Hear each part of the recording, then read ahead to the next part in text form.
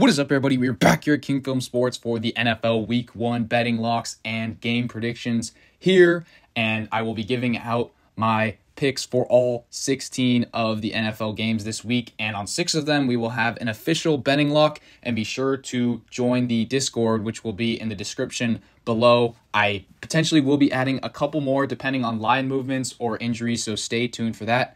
Also, be sure to like and subscribe to the video if you enjoy the content. We're coming out with a lot of videos this time of year with college football picking back up. We've got the week 1 betting locks and predictions there, so be sure to watch that one after this one. And then I also will be coming out with a power ranking of the NFL teams heading into this season, and then also did my full regular season predictions and playoff predictions in another video there. So without further ado, let's get into it. And we started out on Thursday night, the ring ceremony game. The Chiefs and the Ravens rematch of the AFC title game. Give me the Ravens plus the 3 points in this one. I just really love the value on Baltimore in this spot. I really do think that the rosters for these two teams are essentially equivalent there. Mahomes maybe a little bit better than Lamar, but Jackson coming for some vengeance here in this season after that tough AFC title game loss. So I just think that the morale for this Ravens team, everyone will be ready to go in this one. Arrowhead, tough place to play, but I do think that with the 3 points, that affords us a little bit of breathing room there. But ultimately, I do think that the Baltimore Ravens win this one outright and shock the Chiefs there in Kansas City. I just think that their offense is just a little bit better at this point. I think Derrick Henry will be ready to go. I think that offensive line will have its way with the Chiefs' defensive line. It's going to come down to some Mahomes magic late, and I'm not sure if he's going to have all of it there in week 1. So give me the Ravens plus the 3 points. Next game, we get to the Sao Paulo game, first NFL game in Brazil to kick off the season here. And I'm actually going to be taking the Packers plus 3 points in this one. And if you guys watched my video 4 months ago when the schedule came out in May, I was all over the Eagles at -1 or -1.5. But I just think that the number's gone too far here in this one, and I think this one is going to be a little lower scoring potentially than other people think. The Eagles, this is their first game with offensive coordinator Kellen Moore, so I'm not sure if everything's going to mesh properly here. I think this Packers defense has got a lot better, and that Packers offense, I mean, we'll see what it looks like coming into this season. Do they pick up right where they left off at the end of last season where they were red hot? I'm not sure. Are the Eagles still in a funk like they were in the last couple of months of the regular season last year? I'm not sure. But I do think that these teams are relatively even. And if you're giving me these extra 3 points here, I do love the value because at the end of the day, Jordan Love did play better than Jalen Hurts at the end of last year. Will that be the case in this one? Not sure. But I do think that the Packers have a lot of value here plus the 3 points. Next, we get to the Falcons and the Steelers. It was just named that Russell Wilson will be the starter in this game. Not a big shocker, but the Steelers really just did not look good in preseason at all, other than in that first quarter of the last game against the Lions. And in this one, I'm going to be taking the Falcons to win pretty easily here. We'll see what happens with this line, because if it gets down to -2.5, I will be taking the Falcons in that spot. Right now, it's looking like it's going to be Falcons -3, but it's trending down a little bit. Maybe see a little bit of Steelers buyback there. I just love Kirk Cousins in this offense. Sure, coming off of the Achilles injury, but I think that he doesn't move that much altogether, so I do not think that it'll be as much of a problem as it will for, say, Aaron Rodgers. Rodgers is also a little bit older. And then you also just look at Bijan Robinson within this offense. I think that he's going to have a breakout year this year, as well as Kyle Pitts and Drake London.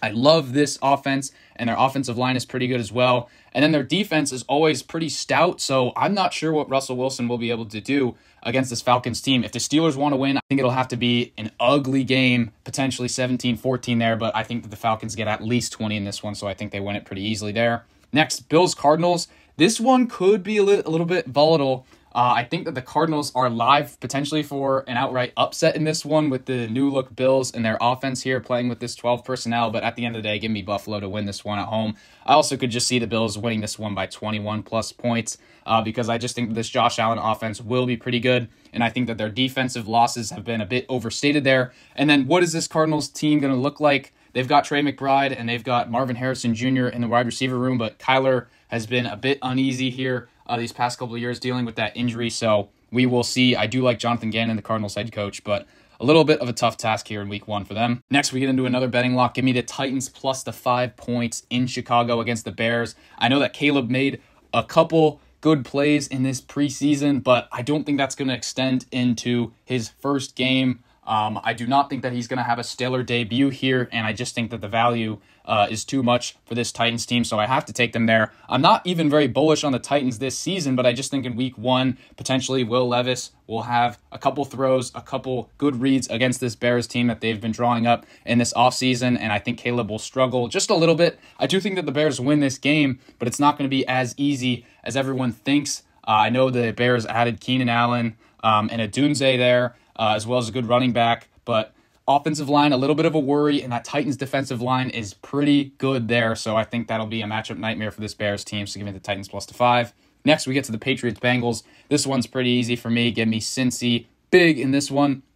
If we're looking at Survivor, I'm definitely taking the Bengals as my Survivor pick. Favored by 9.5. That's really just not a shocker there. I just think that this Bengals team wins this one pretty easily. Burrow coming back from that injury. Jamar Chase looks to be back for this one as well. So I think the Bengals win that one big as this New England team. I have them being potentially the worst team in the NFL this year. Next, we get to an AFC South showdown here in Indy. We've got the Texans and the Colts. Now, in my video a few months ago, I did have the Texans -1, -1.5 winning this game. And as a betting lock, I'm sticking with the Texans to win, but look potentially to play the Colts from a spread perspective if it gets to 3 or 3.5, because this is a divisional game. They're playing at home. It's the kickoff game. Fans are going to be into it, and I think that the Texans hype is getting a little overinflated here. I do think that Richardson, quarterback for the Colts, is being a little overrated in his own right, but this Texans new look offense with Stephon Diggs and Stroud and Tank Dell and the like, I think it's going to have to mesh for a few weeks. I think there's going to be some growing pains and potentially an early sophomore slump potentially for CJ Stroud. So I'm not particularly high on the Colts either, but I would advise everyone to slow down on this Texans team, make them earn it in the first few weeks of the season instead of blindly buying in. Next, we get to the battle for Florida matchup here between the Jags and the Dolphins. And I do not have a hot take on this game. I do think that the Dolphins are the better team and they're at home, so give me them to win at home. This spread's been pretty interesting. I thought it opened around 3.5 or 4. It's come down to the Dolphins -3. Could look to play them if it gets down to 2, 2.5 there. I do think that Trevor Lawrence is in for a very interesting season this year. He's got a couple more weapons to play with, and he did look good going into December last year before he did get injured, and I'm not particularly high on this Miami defense, so I do think that we could see a shootout here, and also worth mentioning that this game will be very hot in the first week of September, 1 p.m. local kick there, so we will see, but give me the Dolphins to win in that shootout. And next, we get to the Panthers at the Saints divisional battle here. I think that this one will be the opposite. I think that it's going to be a very low-scoring game, but give me the Saints to win this one pretty easily against this Panthers team. I do think that it could be a one-possession game late, but there's just no trust for me with this Panthers team yet. I do think that they will improve over the course of the season, but right now, with Bryce Young's development, I think this one is an easy New Orleans victory, especially considering how well their defense played at the end of last year. Derek Carr did improve in the last few weeks of the season, so it's going to be a big year for them. I do think that they deliver in week 1, so give me the Saints there. Next, we get to the Vikings and the Giants, two teams that are looking a little down this year. Vikings, no J.J. McCarthy, but I think Sam Darnold would have started it in this one anyway. Give me the Vikings to win this one. I think that the Giants will be one of the worst teams in the NFL this season, and this is one of their more winnable games. Vikings look to be the worst team in their division, and this one is at home for the Giants. Daniel Jones coming back. They've got Malik Neighbors, Jalen Hyatt. Did give away Saquon Barkley, and that offensive line isn't great, but we will see there. But overall, I like Minnesota. I like Kevin O'Connell, their head coach, and I just like their personnel a little bit more, but at the end of the day, these teams are both pretty bad, so would not surprise me either way.